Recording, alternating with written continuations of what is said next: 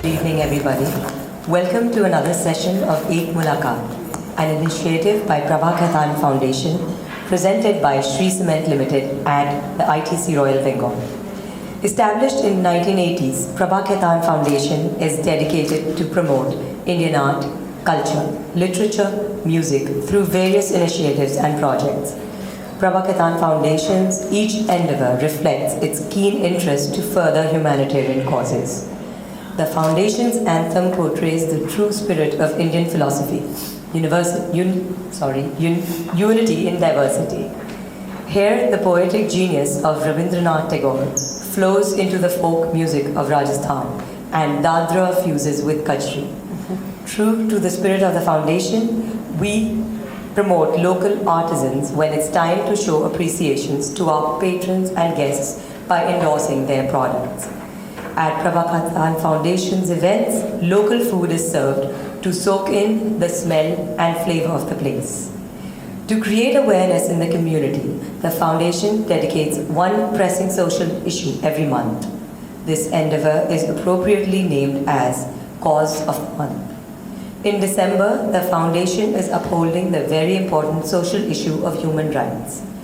You may have seen the artwork of Sudipta Kundu, poignantly depicting the same. Follow us on our social platforms to know more on this. Ek Mulakat is an exclusively curated boutique event that hosts celebrated exponents from the world of art and culture. It is a bailiwick that allows artists and admirers to interact informally about the craft and craftsmen. Today, we have with us actor, director, author, and activist Miss Nandita Das. Nandita has acted in more than 40 feature films in 10 different languages. Her directorial debut in 2008 was Firak. She has been twice on the jury of Cannes Film Festival, among others. She has a master's degree in social work and is a strong advocate for social justice and human rights. She was conferred the Knight of the Order of Arts and Letters by the French government. Nandita was the chairperson of Children's Film Society and wrote a monthly column for 8 years in the magazine, The Week. Manto, Nandita's second directorial film, premiered in 2018 at the Cannes Film Festival and can now be watched on Netflix. Her first book, Manto and I, chronicles her 6-year-long journey of making the film. She has been supporting the campaign, Dark is Beautiful, and to further the conversation, she produced a short in 2019 called India's Got Color. During the lockdown, Nandita wrote, directed, produced, and acted in a 7-minute film called Listen to Her, that sheds light on the increase in domestic violence and overburden of work that women have been facing during the pandemic. In conversation with her today, we have Ms. Ina Puri, Ehsas Woman of Delhi. Ina is a writer, art curator, documentarian and collector, and has authored memoirs and edited major publications on contemporary Indian art. Today's session is conducted following all the COVID protocols, as you have noticed. I would request the audience to keep their protective masks on and maintain physical distance at all times. Kindly keep your phone on mute, and if you do happen to click pictures, please do not forget to tag us at Kolkata Foundation on all the various social media platforms. I would like to request Mr. Deepak Menzies of ITC to please felicitate her. Thank you. It's a nice bathtub. Thank you so much. Thank you.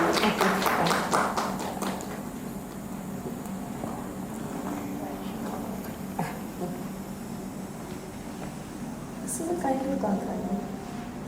That is what you're Thank you so much. Thank you.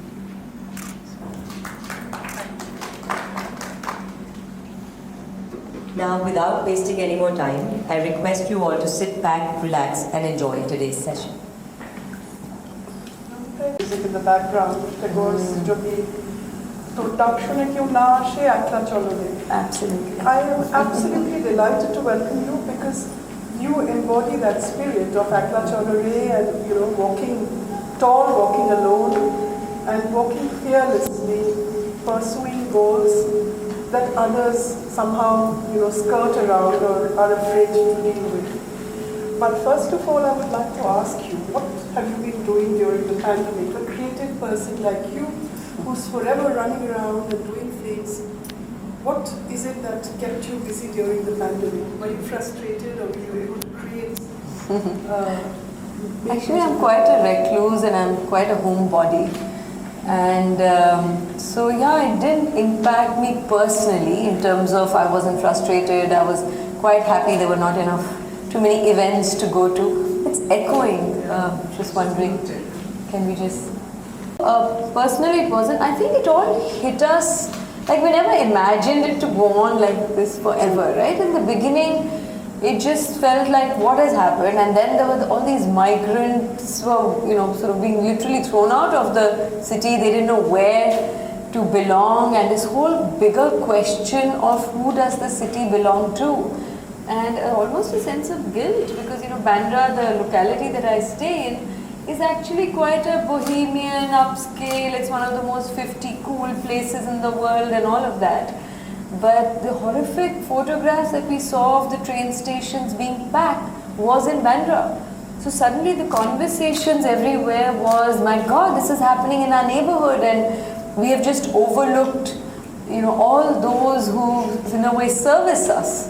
The hawkers, the tailors, the people who worked in shops, the house help. And so I think it was just very, very disturbing and very frustrating, because while I've been connected to various causes for a very long time, since I did my master's in social work and I was used to work in NGOs, and I sort of squirm with the title activist, because I know a lot of genuine activists who really dedicate their lives.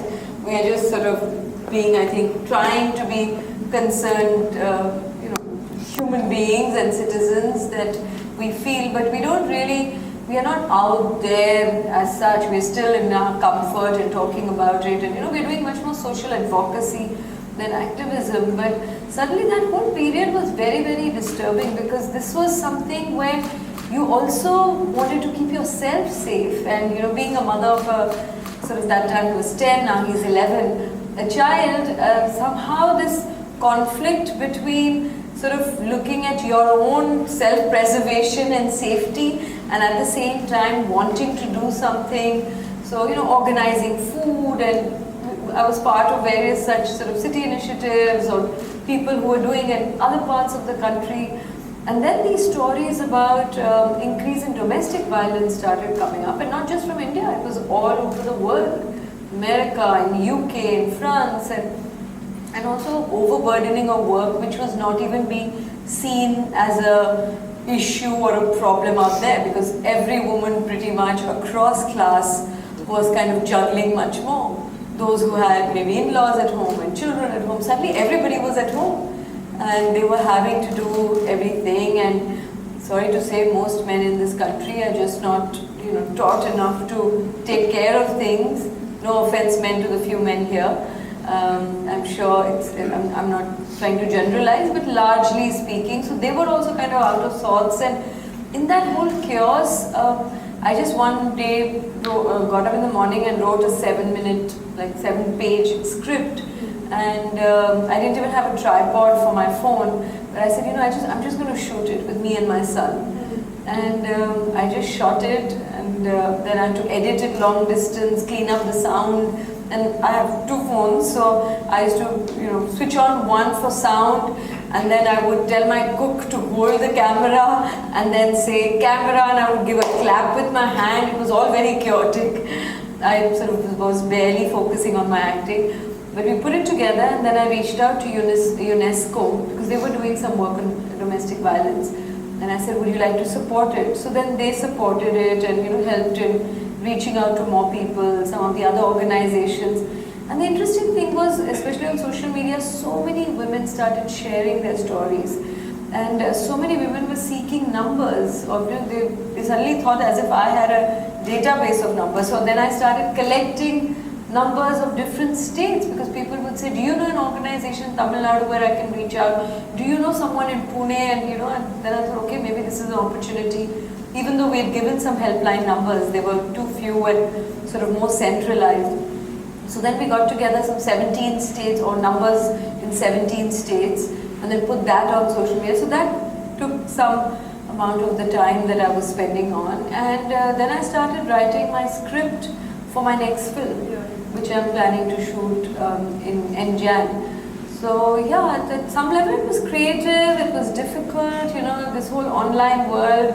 My child, who I keep saying to stay away from gadgets, I haven't had a television for 7 years, so we have really sort of stayed away from the screen, and he thinks I was like more strict about not watching or not playing on the gadget. And then suddenly we were saying, now sit in front of the gadget for 6 hours.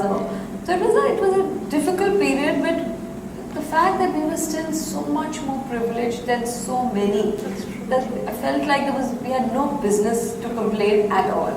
So we were just sort of grateful that, and I had a full-time help, which in itself was a big deal, because a lot of my friends, even in little more affluent classes, had part-timers, and it was tough.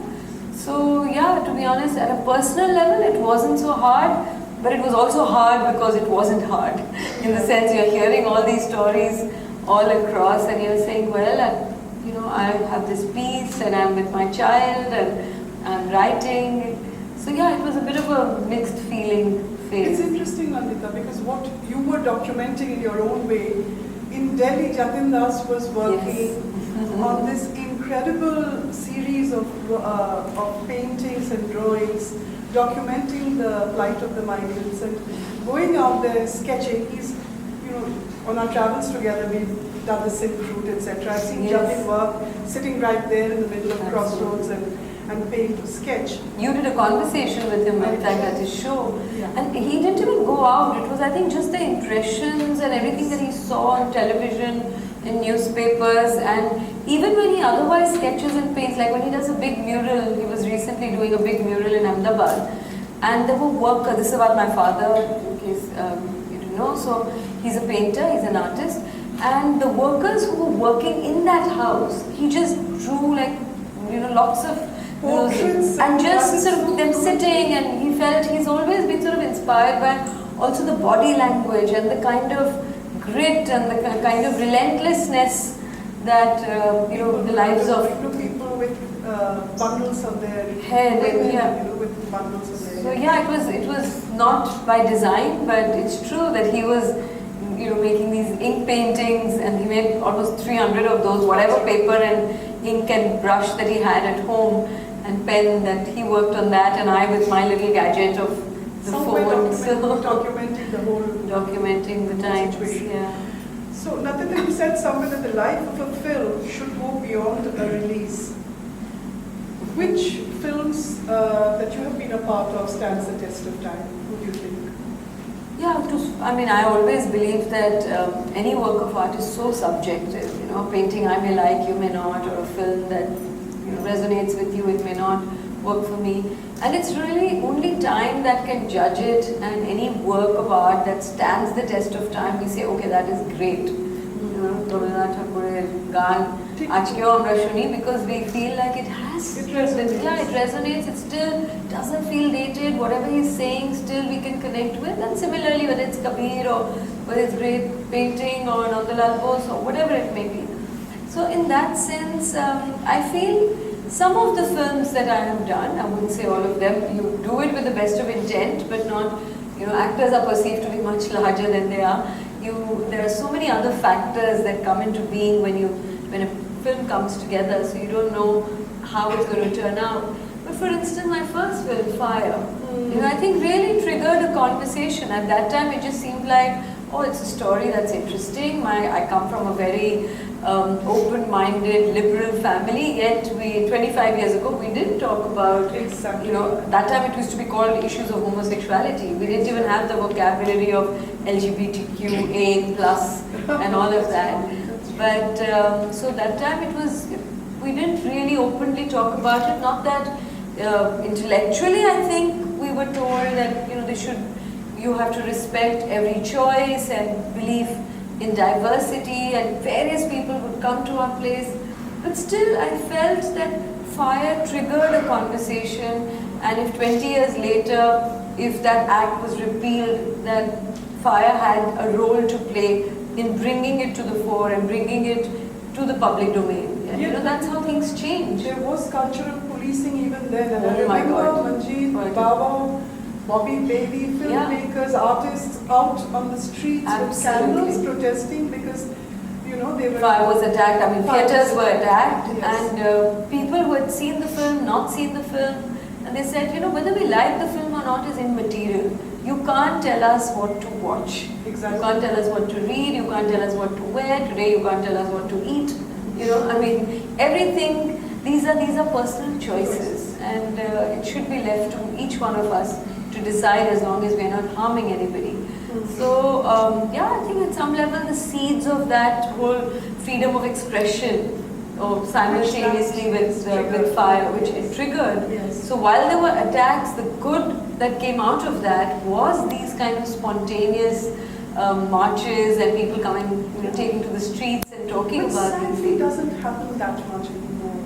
It does, but in a... It does, but less and less, but also because there's so much fear, and we're living in times where all of us feel vulnerable. Like, how much do we say, and what are we, if you like a Facebook post, is that going to, are we going to be put behind bars? People who have not cracked the joke that they have been accused of. I'm going to leave what I do. We are living in difficult times, undoubtedly. So we all want to speak up because we also want to keep our conscience alive. We believe in the values that we do, and we don't want to polarize either. I don't want to say I'm more right than you. You may have a different view, but that's what democracy is all about. That we need the space to be able to talk about it. Which is what you did with Firak, because With Firak Firak. is a very difficult, very I don't know whether we sensitive... can make that today if I, That's the wanted point to. that Nasiruddin Shah said. He doesn't praise people lightly or very often. Yeah, he was very kind. He was very, very kind. And Yeah, he really thought the film was good, but so Firak was made in 2008, and for those of you who may not have seen, it was a post-Gujarat Khanate film, in the sense a month after what happened in Gujarat in 2002. And there was no violence, and strangely, it's coincidental that Manto was set during the partition. This was after Gujarat riots, and both in a way in violent times, but there's no violence in the film because I personally don't like to see violence. except for the first scene which opened and... There's fear, there was is menace. there is all of that discomfort, there is you do fear for the characters, but there's no gore, there's no like blood and slashing and killing, and the normalization of violence that we now see in films, the glamorization of violence, that's something I'm quite uncomfortable with. So Fire again was not about name calling, pointing fingers. I always feel that yes, we must stand up against what's wrong, but we must also somewhere, look at our own selves and our own prejudices, our contradictions, because all of us grapple with. And film can at best be a mirror to that. You can't really change, it's not creating a revolution, but it can be a mirror to our own prejudices, fears, angst, whatever it may be. Which brings me to the next question, which is Manto, and it took you 10 years from 2008 to 18, which is when you made Well, I never Manto. wanted to do after Firak. I swore I will not make another film because I put my heart and soul into Firak, and it was distributed very badly. And I thought, oh my God, and this was all pre-social media. Yes. Now you're not just dependent on the marketing and distribution. If all of you like a film, you'll tell, you'll tweet, you'll write about it, you'll put a post or something, and there is, social media can also be used for good. Everybody is not a troll. So, you can also do good with that. And so I decided I'm not going to make another film. It's because film is not a personal art like a painting or a poem. You also make it because you want to communicate, you want to share, you want to express, and you want to reach out. And when that became difficult, but in 2012, when it was Manto's centenary, lots was being written about him, and I don't know, I felt a deep connect with him. Also my father, you know him well, so he's a lot like Manto. And the similarities were kind of uncanny, both mavericks and, you know, sort of misunderstood, misfits, had no relationship with money, very impractical, righteous, all of those, like the good and the bad, and very blunt to a fault almost. So all of those things I could relate to, and I felt, having grown up with my father, I felt like I would know Manto a little better than only what's written. And also I felt many of the I loved issues. his wife's role. I thought that was so beautifully portrayed, Nandita. You know, that whole, the way she understood that character and played it was quite remarkable. It is, and you know, there was still a lot about Manto that was still written because he wrote himself, Yes. like lots of things that I could pull in from. But for Safia, it was really difficult because he has 3 daughters who actually knew very little about Manto because they were 5, 7, and 9 when he died. But about Safia, they knew more because she died much later. But all of them would just keep saying that she was very supportive, she was a lovely person, she was very soft-spoken, she never got angry, and I was like, okay, that doesn't really make for a very interesting character. And also, I can't believe that, you know, living with this man was so easy, that she was all this nice and angelic Yes. all the time. She must have felt, even if she didn't articulate, like many women do, you know, they find other ways to kind of silence themselves or, you know, maybe just suffer inside. And her sister is still alive. She's about 75, 76. I met her in Lahore. She was the only one who had memory of Manto and Safia. And after I spoke to her, she said, you know, Safia had a skin disease about 6 months or 4, 5 months before he died. And that just wouldn't go. And it was like on her entire body. And she said after he died, in a month it vanished. And that kind of triggered, I was like, my God, she must have been so stressed, that how sometimes your emotional stress manifests in a physical way. And that kind of triggered. So I decided that everything she felt, I'm going to give a voice to it. You know, so when and there is a small scene where he kind of sees her hand and he says, oh my God, what happened? And you know, and she says, कि क्या जब अपना ख्याल नहीं तो अपनों का क्या ख्याल रखेंगे? You know, when you don't really, you're not even looking after yourself, how are you going to look after your own people? And she's like, forget it. And you know, there was that triggered, and then I gave her, I think, a little more agency and a little more voice, and by being still dignified, loving, and it's so possible to be, you know, whether it's a good mother or a good wife, and all these roles that we women have to perform, that you can be a gentle, nurturing person without being aggressive, and yet hold your own, or yet have a mind of your own, or yet speak out what you feel. You don't have to be a vamp and a suffering woman. These are not the only choices. Speaking of which, I would ask you that you were in this film, Shubho Mahura.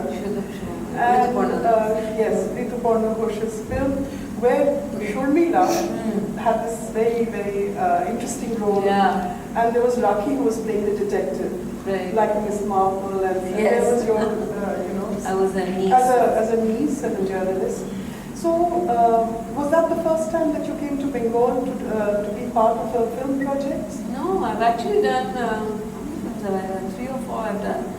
First was a sort of a different kind of a film, Shopne Shandhani. Shopne Shandhani, yes. Ashok Vishwanathan's film. That was a bit esoteric, I think. That was long ago, and after that was, I think, after that was Rituda's film, this Shubha Mahura. Then I did in 2004 Shuman Ghosh's first film, Vishwamitra Da, called Podokhe. And then I did Mrinalda's last film, Amar Bhuvan. Which didn't, was it released? Unfortunately, the producer didn't really release it. It showed at the Kolkata Film Festival in London. And then we went together to Cairo, where we both got some award and had a lot of fun with Mrinalda. Yes. It was very, very, very dear to me. And so, yeah, these were the 4 films. And I don't know why the producer, they never showed. But there's I another tried to film look that for you it. were a part of, where Yes. the writer was from Chokhir Bengal. Bali. Not Chokhir Bali. I was supposed to do Chokhir Bali. Chokhir Bali was supposed to do, Yeah. but Mahashweta Devi's Hazar Chaurasi, Haan.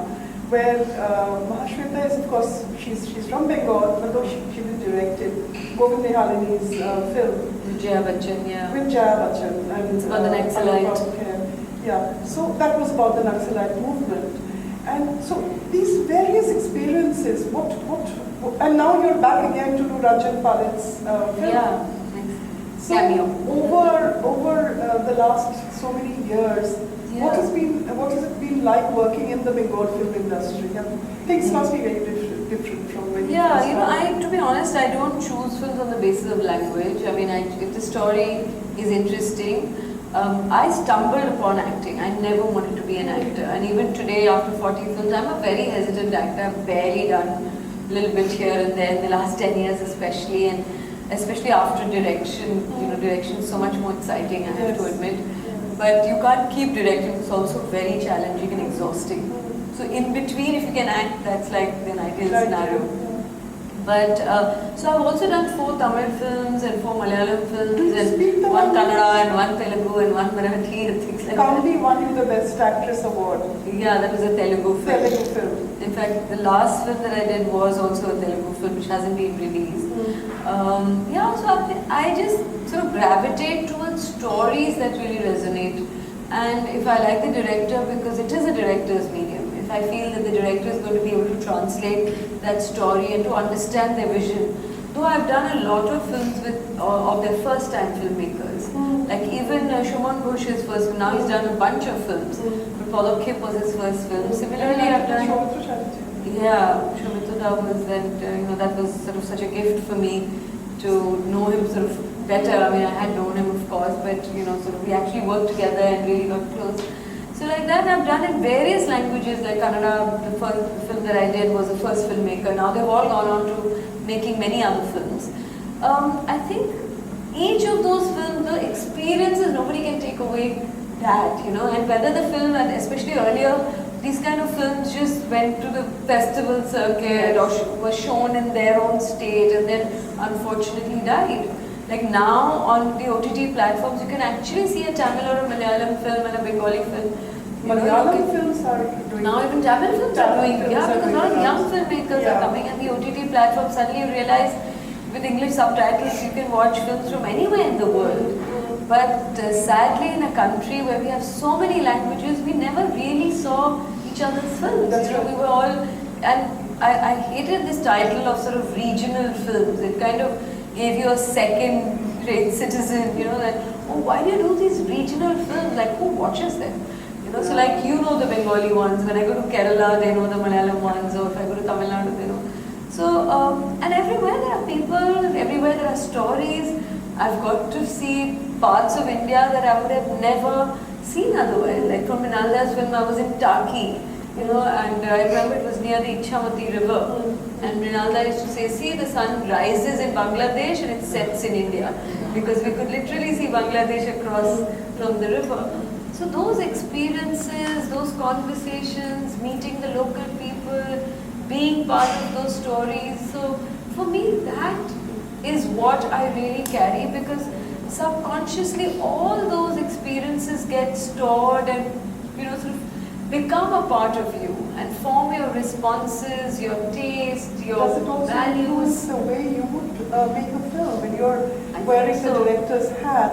I'm sure it does. Not consciously. Not consciously. Not consciously. Sometimes you see, you work with a filmmaker and you don't like maybe the way they do it, and you kind of make a mental note that I definitely don't want to do it. Like there are directors who set the camera and do everything, and then the actors come, and then you have to just fit in like props. Now you're going to walk here, you're going to sit on that chair, and then you're going to tell the dialogue to this lady, and then you're going to walk out.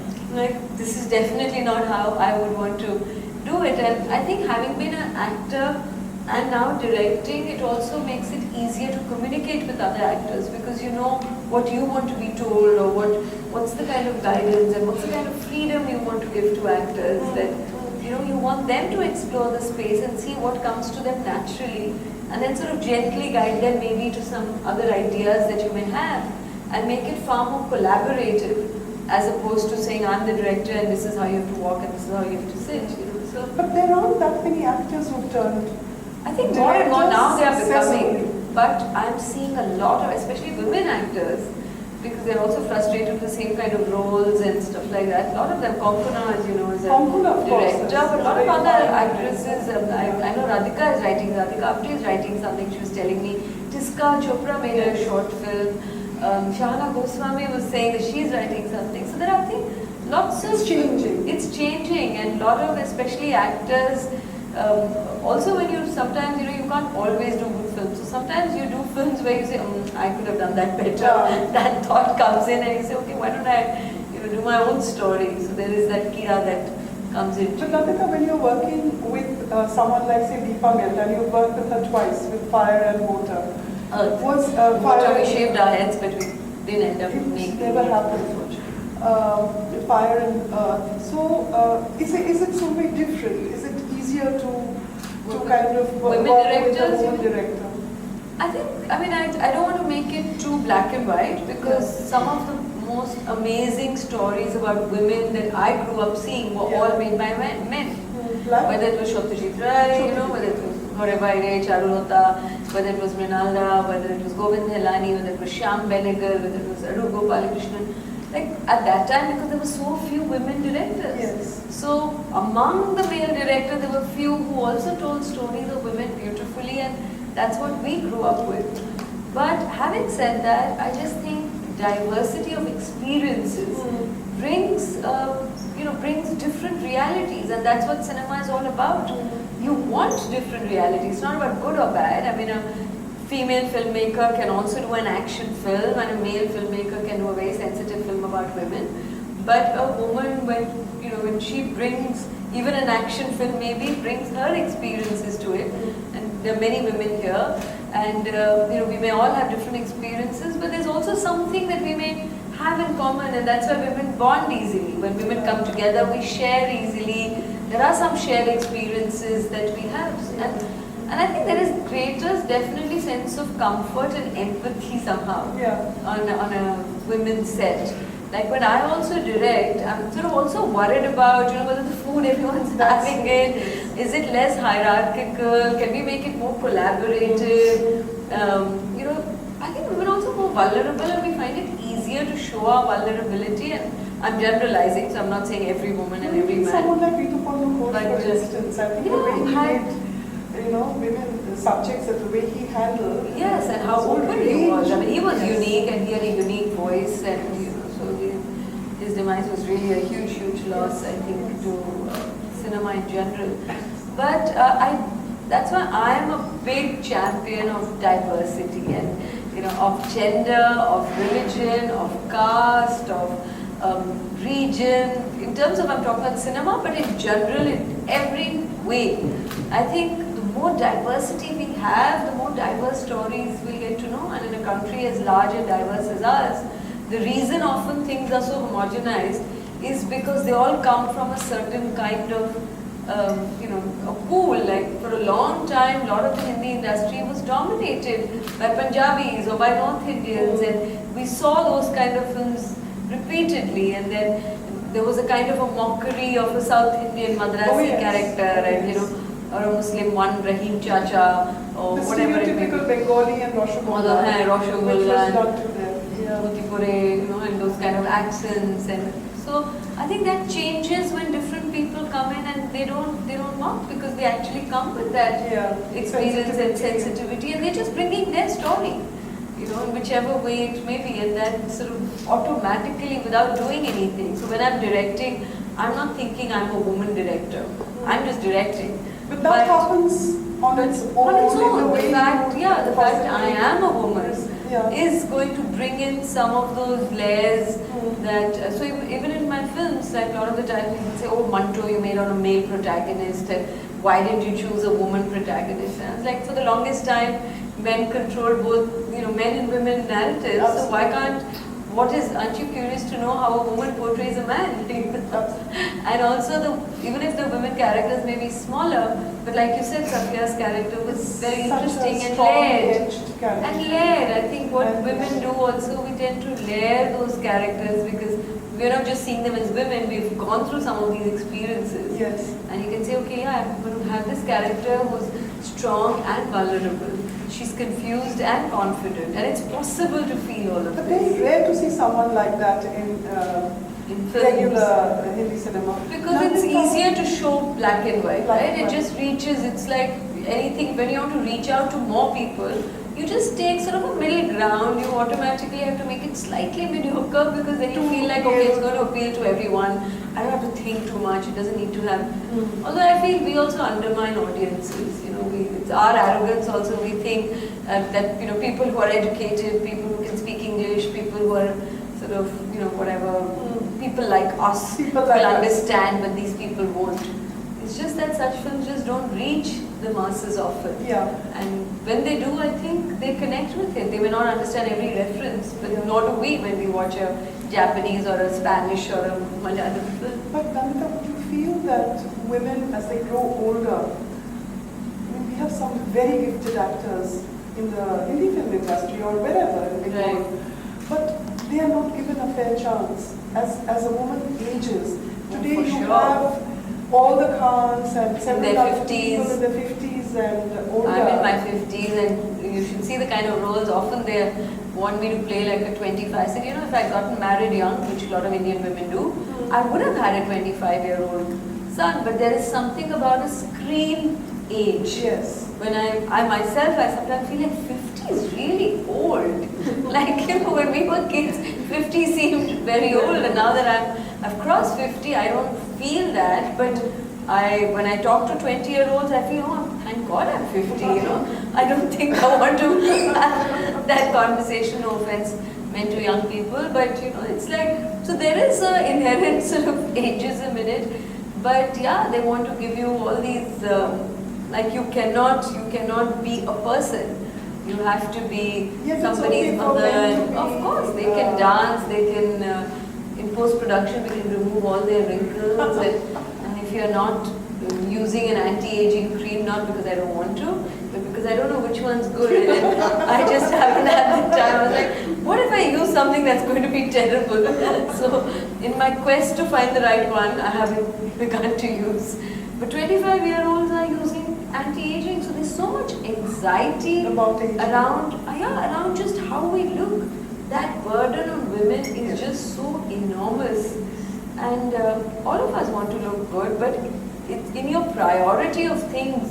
If it's after 10, then it's fine. Like you must have 10 things that are more important in your life than to be wanting to, and it's becoming, unfortunately, one of the top things, and especially among the young people.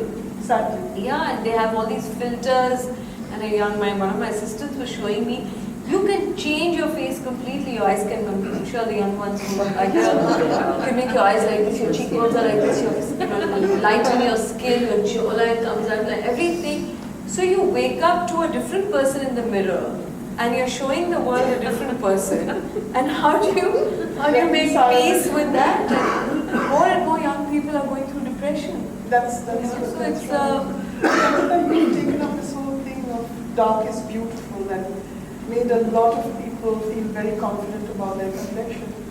well, I've stumbled upon almost everything in my life, and including this campaign. Ah. In 2013, this organization called Women of Worth, they're a Chennai-based organization. I had never heard of them. I'd never heard of this campaign. And they said, we are doing this campaign, and can you give us a quote and a photograph? And I said, yeah, I mean, it's a good campaign, but I don't really like the name. Yeah. Because what do you mean dark is beautiful? It almost sounds like dark is also beautiful.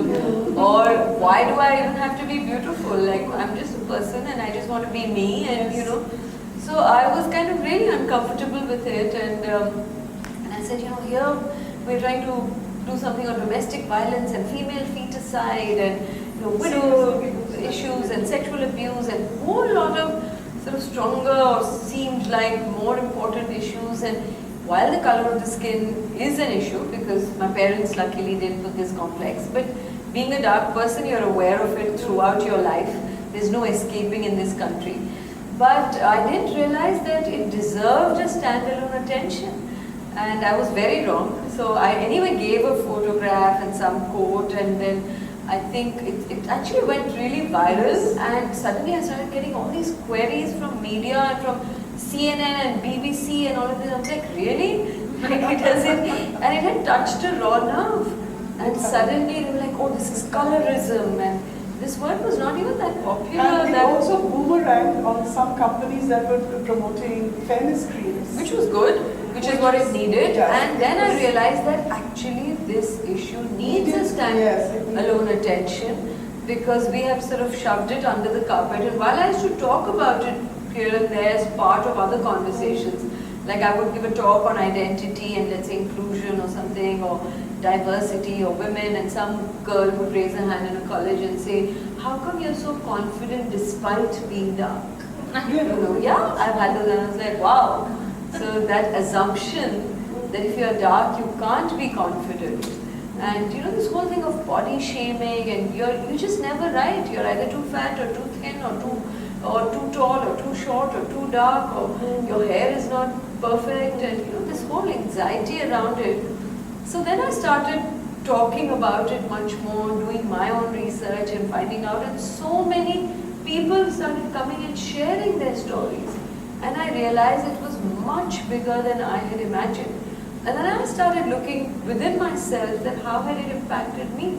And I realized there were some colors that I didn't wear because I thought they were not, you know, they wouldn't look good. If you wore dark colors, they would say, why do you keep wearing dark colors? It makes you look darker. If you wore light colors, they would say, why do you wear light colors? It's too contrasting. I'm like, excuse me, like what am I supposed to wear? So, you know, there were some colors that I did, and I, with a vengeance, started wearing different colors, and I started hearing all these stories. And then in 2019, they said it's 10 years to our campaign, and can you do a music video, like something for the young people? And I said, can I just change the name at least for a while? And so I called it India's Got Color, and that was just sort of to say that, you know, whatever color you are, let's just celebrate that. And metaphorically also true for all other forms of diversity. And I got a bunch of actors, and they all readily agreed without even knowing what they were coming for. So there was, you know, even fairer women like Gulpanag and, you know, this Tilottama and Radhika Apte and Divya Datta and this, what's her name, Swara Bhaskar and Vikrant Messi, and a whole lot of actors, Ratna Pathak Shah. So we had a really sort of riot of colors, and it was lovely where everyone sort of did this little music video that some Dharavi rappers wrote, and Ankur Tiwari, you know, sort of, so it was just a collaborative Nandita, do you feel thing. this OTT platform has been actually, it's all for a good cause, the way they have been able to take on subjects, even subjects. I don't know about cause, I don't think they care about cause. I mean, they are as commercial and... But in the process, some good in the work is process, happening. yes. It's a platform, so it's a neutral platform like any other platform. Yeah. You know, it provides for the best and the worst. It's really up to each one of us to choose But and smaller make films, us smaller budget absolutely. films, I It has think that's definitely given Yeah. a platform to a lot of new actors That's as well. right. That's So right. many hidden gems have come out because of that. A lot of young directors have. But having said that, there are a lot of, like, every one script that does get made into a film, there are also hundreds that don't see the light of day, you know. So there is, but that's, you can't help it. But at sometimes I feel the kind of films we used to watch, and I'm not trying to romanticize it, but there are some stories that have also vanished from our consciousness.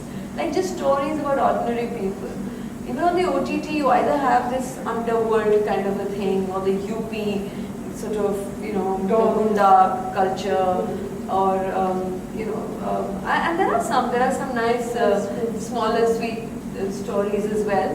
But a lot of the simple stories, like, you know, even Rishikesh Mukherjee and Sai Paranjpe, those kind of just middle class lives, like Amar Palekar, exactly. You know, Basudeva Bhattacharya kind of films. Yeah, or Gurudutt or Bimal Roy kind of films. You know, Do Bigha Zameen, where are the stories about a rickshaw puller or a mill worker? They were the protagonists in films earlier. Now the protagonist is like dining in Cape Town, dancing in New Zealand, and you know, so it's also a lot, especially for big films. And what is happening is the kind of films people like me or others make were like small films, but hopefully big in terms of their ideas and heart, are not going to be shown in theatres because it's not viable. So only big budget, like big action, big heroes, superstar films are going to be in theatre, we also work on our nuances, we also work on our frames and how we want to see it. And the whole experience of watching in a big auditorium, in a dark sort of hall, you're with yourself and the screen, and yet it's a collective kind of an experience. That, I would miss that to think that all our films are going to be now watched on devices and yeah. But I think the only place where there is wonderful, real good cinema happening is Iran, or that small format. But that's because they are subverting it. We have lots to learn from them actually, because there is a huge attack obviously on freedom, and they try to make it within those constraints, and we have much to learn. But even Romania, small countries that makes probably 5 films and then goes and wins a Palme d'Or at Cannes. So we make more than 1,000 films. We should have far more diversity, and we can have those big action films. We should have small. We should have, what is stopping us? At some level, I think economics interferes with art a lot more here than when I travel to various parts of the world and festivals, and the kind of excitement I see in young filmmakers from other parts of the world is different. Here a young filmmaker starts with, oh, I've got this one for kitting, and they are already kind of selling their soul in the process, thinking that how do we compromise and make it work, as opposed to coming with a purity of intent and saying, I'll find a way and I'll make this film. Nandita, I'm going to just check if there are any questions I have no idea what time from the audience. Is there anyone who has a question to ask? Yeah, you're opening it. When I saw Manto, genuinely I couldn't sleep for like 2 nights. The stories were so well, narrated and everything. They were all short stories, and it actually got me interested in Ismat Chughtai's work as well as Manto's work. Ma'am, if there is one story among them which you feel can be made into a longer feature film, which one would it be? It's a tough one to say, because they are short stories. You can actually take any short film and sort of add a backstory to them and stretch it to a long film.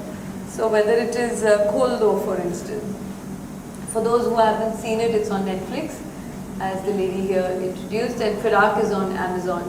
Not hard selling, but just after this conversation you might want to watch. Yeah, so if, for instance, Koldo is a small story. Please sit. Koldo is a small story, for those of you who haven't watched. It's about a woman, it's about a father actually, a man who's going through the refugee camp looking for his daughter. And he can't find his daughter, and finally he's brought to this girl, and he's trying to figure out if that's his daughter.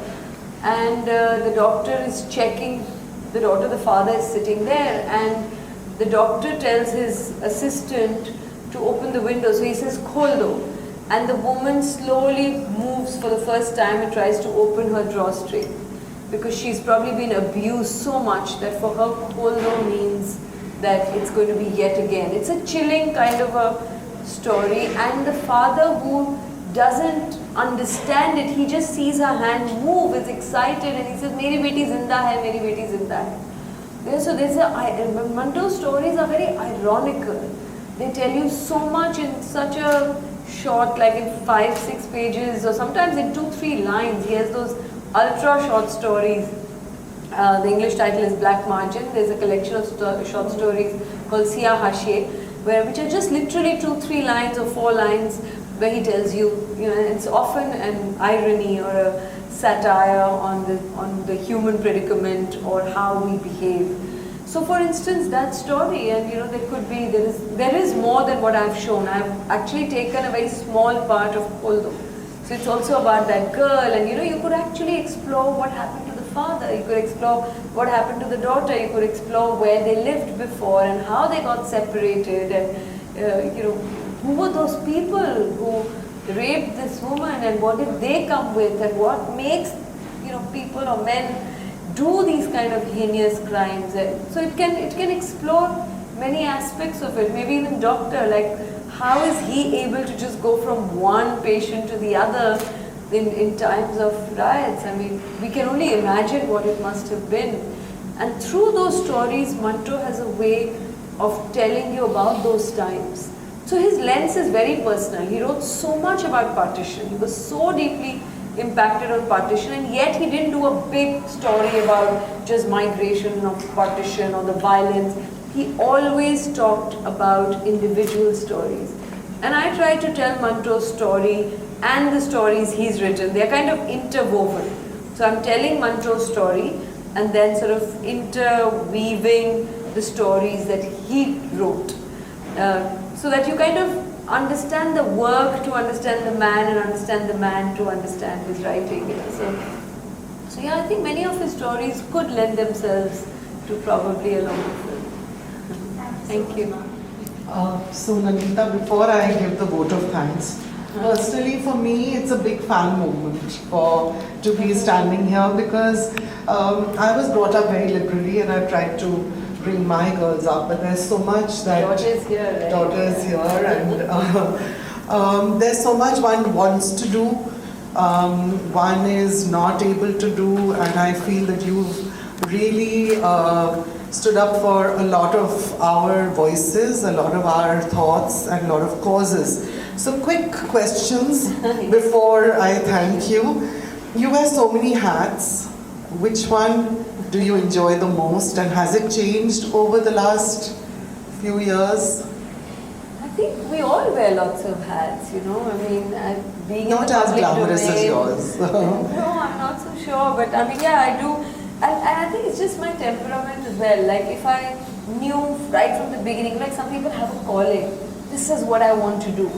I was always sort of distracted by new things, and even issues. I don't have a pet cause. Yeah, I was going to ask you that. That was my next thing. Really? Yeah, so a lot of people have sort of a pet cause, and it's good if they want to dedicate themselves, let's say, to somebody I met who has dedicated it to sort of children's education. Muskan, for instance, you were talking about, or somebody's dedicated it to, let's say, water resources, or somebody's dedicated to senior citizens, and that's also great. I mean, no judgment either ways. But I feel all of these things are so deeply interlinked, and how do you choose one cause more than the other? Because if it impacts your life, that's the most important cause to you, and similarly to everyone. So I've always been someone who enjoys doing different things, and I hope that day doesn't come where I only have to choose or do only one thing. But yeah, I mean, I was old enough and I had a child quite late. I was 40. And I'd almost sort of given up on the idea. And then when I had this child, suddenly this new hat kind of superseded all other hats. But it taught me a lot more. And I think my engagement with other issues, and also as women, we very quickly feel guilty.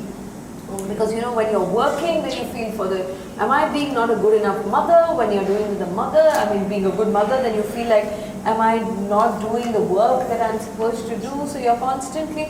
So I just think having a child and wearing this new hat has made me a little more reflective and thoughtful, and just trying to balance it in a way that I deal with this emotion of guilt, because guilt is a negative. I mean, it doesn't bring any good. You can feel bad about things, and you can feel that I wish I could do this better, and all those emotions happen, but not out of guilt. And I think when you want a better world for your child, and I think all parents want that, you can't have a better world for your child only. You have to sort of be the change you want to see in the world, as Gandhi said. You have to engage, in fact, more, because you feel like, oh my God, what a world we are bringing this child into. Like it's in such a mess, and you at some level have to be not just a role model, but the child just needs to see that you're trying. You alone can't do a thing. You're in fact, you realize what a drop in the ocean you are, and you want to make sure the child understands that you're just a drop. So you don't take yourself too seriously, don't take me too seriously, but we have to be at it. That's all that matters, and I think it has just helped me, in fact, be sort of more passionate about things that I already was, but also gentler. Like I think I was more of a, let's speak up there, come to television debates, and I must speak. That drive of being combative, and I want to tell you what I feel, has definitely lessened in the last 10 years. I want to now engage more. But I think you're still being heard as much. I don't know. I'm actually, no, I'm doing less and less public sort of things and, being active on Twitter, and I just retweet articles that I read and I feel, okay, maybe others, I want to share it. But I'm less and less combative because I feel otherwise we are also polarizing. It's more we have to just talk to fence-sitters, we have to listen more, we have to, who said that revolutions have to be fought with love, Che Guevara? I think so. I think that's what this hat has brought into my life, and for that I'm grateful. That's fabulous. I think for all the mothers who are always guilty, I think I am living on that all the time. Never. Please, let's all get rid of that. Yeah, so that's a yeah, please. I would like to make a statement here. I filled in, Nandita, I filled in for my daughter, I must admit today, my wife is coming. I really enjoyed the session. It was so beautifully articulated and you put forth your views so effectively, You touched our hearts. Thank you so much for that. Thank you. Can we just have a big round of applause for somebody who's really been, I think, really, we've enjoyed this very much. Nandita, thank you so much. Ina, of course, is fabulous, most glamorous SAS woman. So thank you, and knowing her makes it easy because it's more like a conversation. And I'm not saying because I'm in Kolkata, but the audiences are definitely different here. Thank you, and we pride in that fact. We always think that Bengal, Kolkata is far superior from the rest of the world, maybe. Different. I don't know what different. Okay, let's be different. So thank you so much, both of you. Thank you for being here. Shri Cement Limited, always. Without them, our presenters, none of this would be possible. ITC Hotels, we are very grateful for your support and fabulous organization.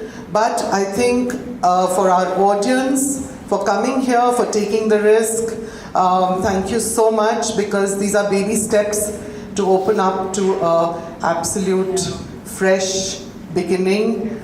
Stay well, stay safe. It's been the last 2 years have been very tough. So thank you for taking these steps, and thank you very much.